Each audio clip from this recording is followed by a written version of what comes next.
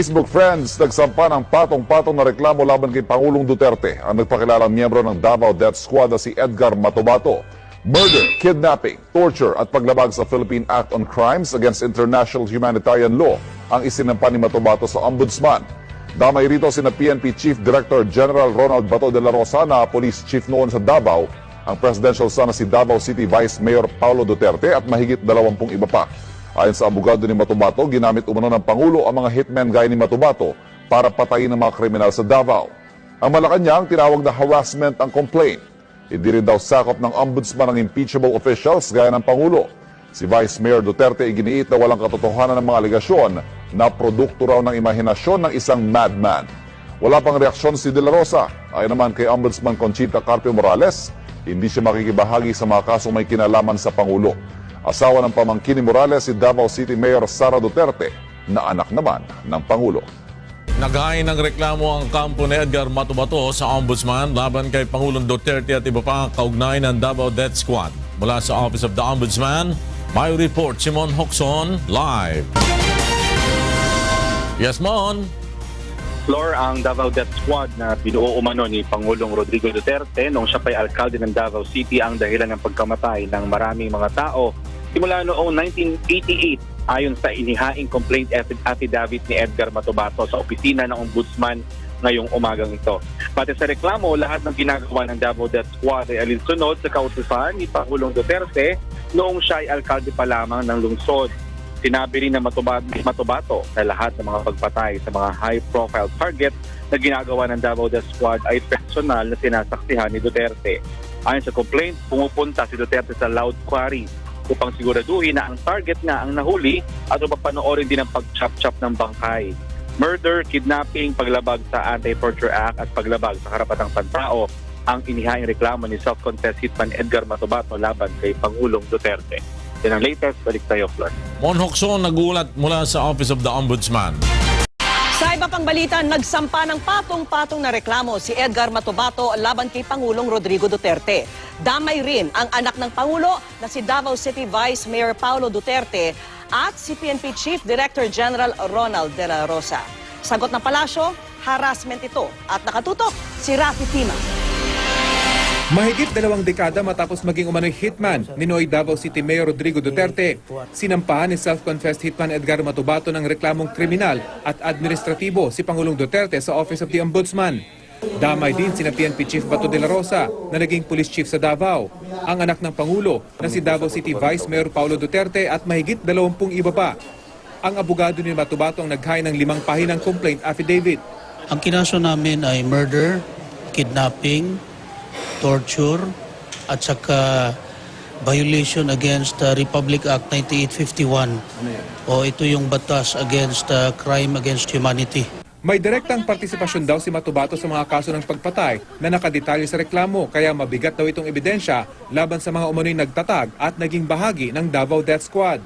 Ginamit niya yung mga hitmen katulad ni Matubato upang ipagtaguyod yung polisiya niya na patayin lamang ang mga kriminal sa Davao.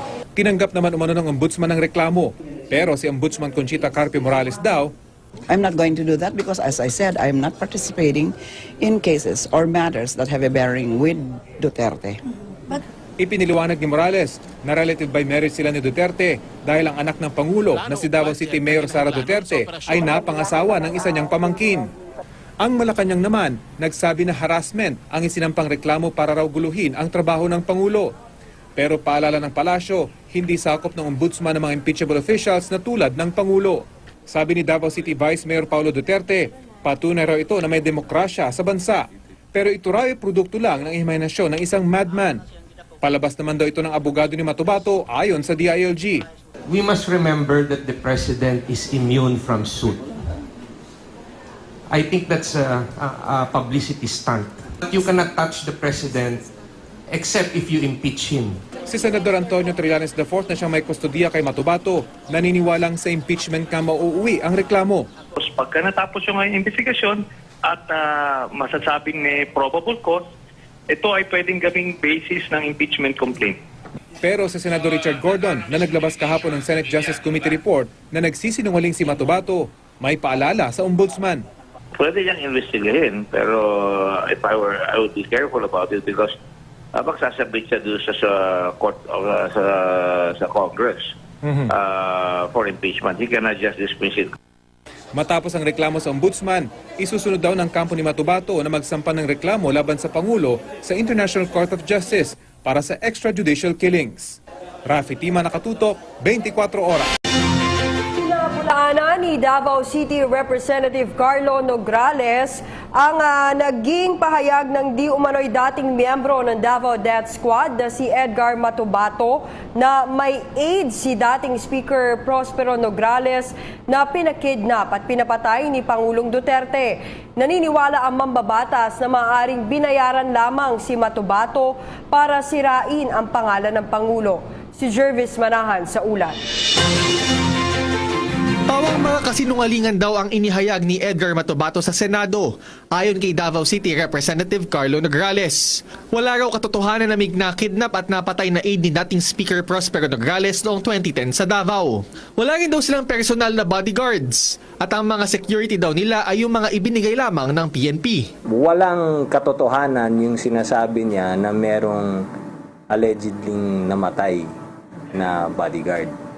Kasi wala naman akong nabalitaan, unang-una sa lahat. Pangalawa, wala naman din binalitaan ng news anytime during that period na allegedly may bodyguard ni Nograles na namatay.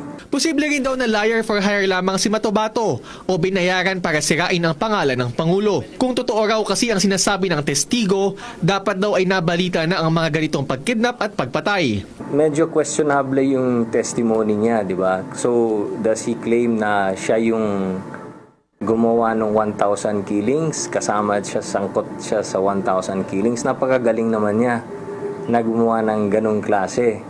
Dapat may personal knowledge ba siya na siya yung gumawa nito? Kung may personal knowledge, baka siya ang mastermind. Dating mahigpit na magkalaban sa politika ang ama ni Congressman Carlo Nograles na si Prospero Nograles at si Duterte. Pero nagbago ang sitwasyon nang magdeklara si Duterte na tatakbo siya sa pagkapangulo. Pero noon pa man, wala naman daw bitter rivalry sa pagitan ng mga Nograles at mga Duterte. Tingin ng nakababatang Nograles, posibleng may grupo lamang daw sa likod ni Matubato. Tumanggi naman siyang magbigay ng anumang pangalan. At least this guy has come out and maybe he's the one that can lead us to whoever is behind him. No? Ang problema kasi natin is paminsan-minsan ang mga tao nagagamit, ang mga tao nagpapagamit. Hindi naman daw nababahala ang kanyang pamilya lalo na ang kanyang ama sa mga binitiwang pahayag ng testigo. Para sa PTV News, Jervis Manahan.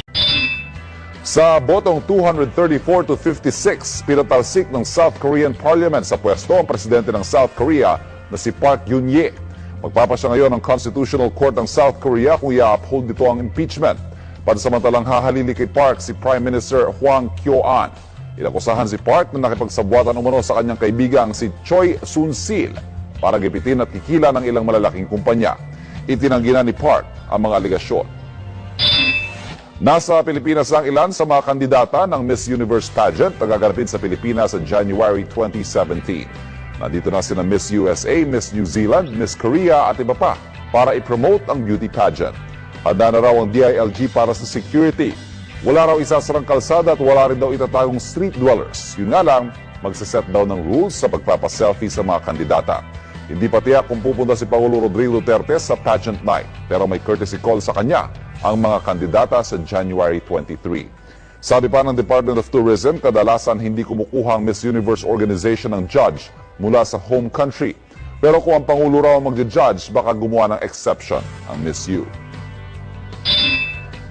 Makaka one-on-one interview ni Queen of All Media Chris Aquino ang dub smash queen na si Maine Mendoza. Ito'y matapos umabot sa 1 million views ang Facebook Live series na This Is Real ni Chris kung saan naging special guest si Maine.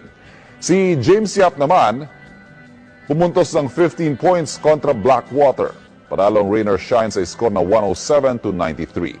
Silipin naman sa GMAnews.tv ang glamorosong get-up ng Kapuso Stars para sa Christmas special ng GMA. At kilalanin din ang mga gaganap na Mateo Do at Steffi Sean sa Filipino version ng sikat na Korean series na My Love from the Star. Balikan natin ang nalalapit na Miss You pageant na gaganapin dito sa Pilipinas. Kayo ba, agree na maging judge si Pangulong Duterte? Feel free to comment below.